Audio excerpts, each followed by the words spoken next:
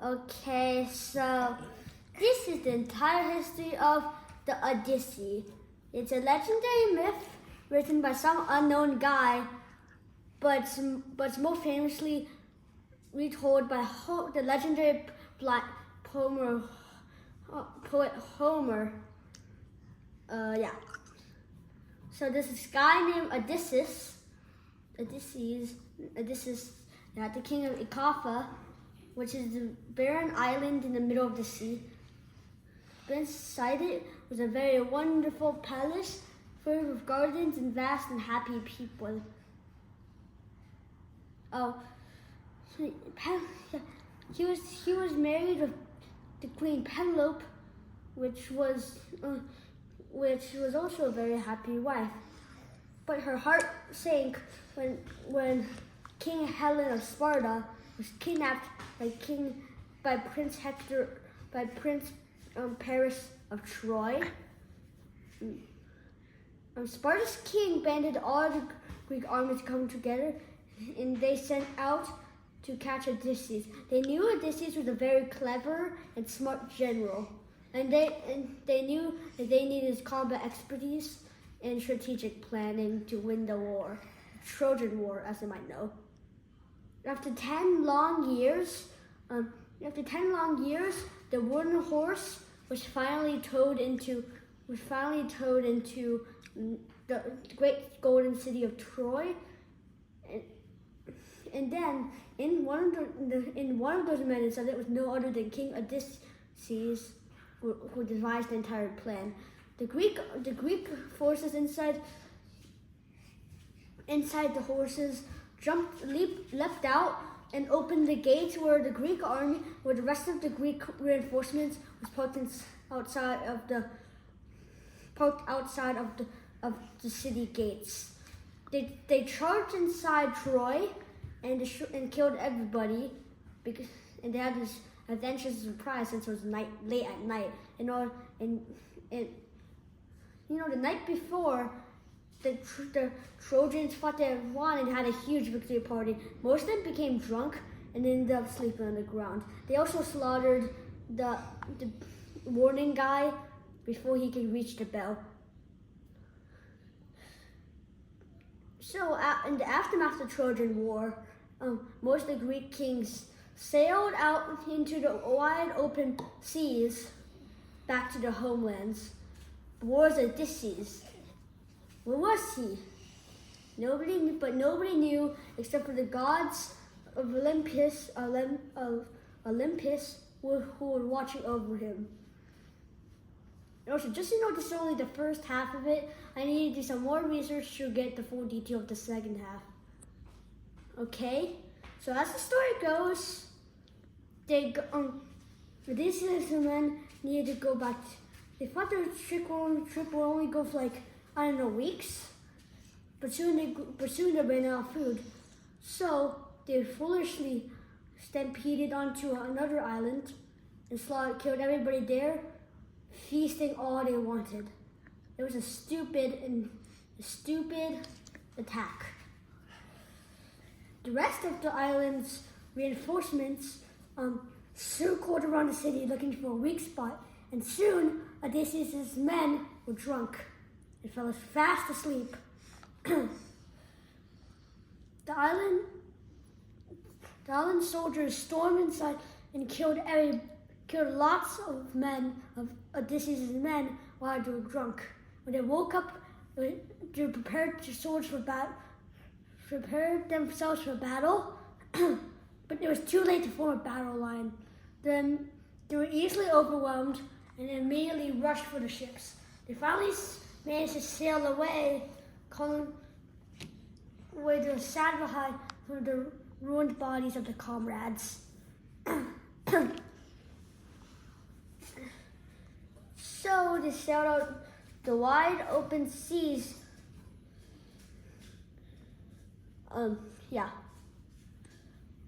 After a very long time, they finally reached an island. So they decided to go on to it. So Odysseus sent 3 men ahead of time to investigate. They managed to wait for days for the report. It never came. So Odysseus himself and a few other loyal members of his team decided to go in search of them. They managed to go across many barren spiked vines and crossed many rivers. Then they finally found the men in abundant batch of the tastiest fruit they ever seen. And a long roadside with a bunch of victims of the fruit, with a bunch of blank, stupid smiles, which looked really weird and sus. Okay, look, and then they reached out the fruit, telling Odysseus and the men to end their suffering here and taste the fruit. Odysseus and the men were very, very tempted, but Odysseus knew but the clever king of Kaffa knew he can't lose his men too right now. So he decided to tell the men ahead of time, don't even lick the fruit juice from your fingers. Odysseus warned them. So they finally managed to drag the three men, drugged by the lotus fruit, away onto the ships. They screamed and tried to wiggle their way out. No use. So they sailed away from the treacherous land of the from the fruit, leaving all the other victims of the drugged fruit behind. After many hungry days of wandering around the ocean using on the boats, they finally came across a huge island. The island was huge, almost enough for big as a giant to go inside. They sent a few men outside to explore, along with himself. Yeah. They saw a bunch of smoke rising. So, they didn't see any smoke rising, so they figured it was safe. And then they came across a giant cave, a very giant one. And there was a huge fruits, lots of huge jugs of wine.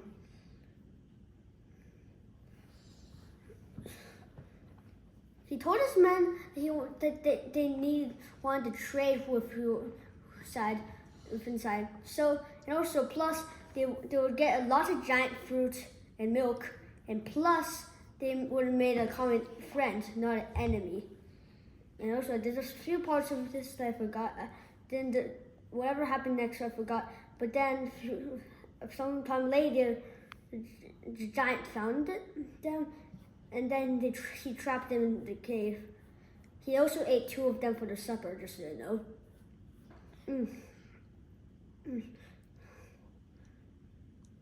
And then he drove his sheep out of the cave, carefully throwing the giant's boulder, which was guarding the entrance of the cave, back in its place.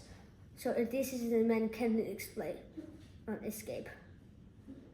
When he came back, he had a few more for supper, drank down lots of wine, and then fell fast asleep. Odysseus and his men looked furiously around for anything that could help them escape.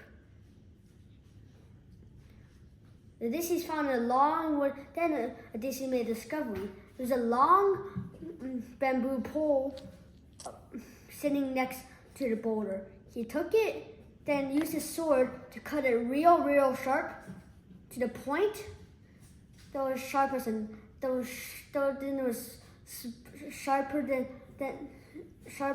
a gladius or spear combined. And then he carefully hid the weapon back and safely tucked neatly behind the boulder. And not before telling his men his plan. The Cyclops woke up and then ate a few more of his men for his supper, and then went out again. Odysseus then took the pole to a fire where he burned the end of the pole until to the point it nearly burst into flames. They hid it back in behind the board again. When the Cyclops came back, this was like, I have a present for you. Would you like to accept? It's like, but I see that you're too wild and vicious to accept a very good wine. And then the Cyclops he immediately took the huge jug of wine from Odysseus' hands and guzzled it all in one gulp. Then he said that he wanted more. He hadn't realized how strong the wine was, and soon after a second serving, he fell fast asleep. Odysseus then grabbed a weapon and stabbed it, and using all of his might, stabbed it into the giant's eye, the Cyclops' eye. The Cyclops then roared in pain, but he wanted to catch it. But this was only part one to Odysseus' plan. Using sign language, he carefully showed his men how to tie themselves to the undersides of the sheep's wool. So when the giant tried to feel around, even onto his sheep, he couldn't feel them. Odysseus then carefully tied himself to the bottom of the ram who was leading the pack. And my little brother there is being weird. Okay, then. So he stormed them out of the cave.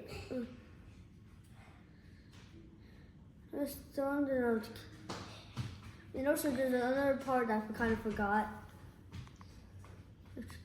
Also, Odysseus tricked the giant to think he was called nobody, but in Greek it was pronounced nobody. He roared. Okay. So when he yelled to everyone, nobody hurt me. Nobody hurt me. It was like, if nobody's hurting you, if nobody is hurting you, why are you screaming in pain? And it's like, I want revenge on nobody. And they're like, quiet down, I want to sleep, you annoying little chump.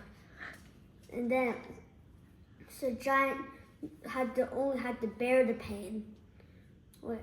After Odysseus climbed on the sheep, he was like, ha, Cyclops, you were tricked. My name isn't nobody. My name is, you could tell your friends that I'm Odysseus, king of Icapha and the legendary commander of Greece. John was like, oh, great father Poseidon, which is, the sea god of Olympus. He was like, bring me revenge. I hate this Odysseus guy. And Poseidon, who was in Mount Olympus, was like, okay. The end.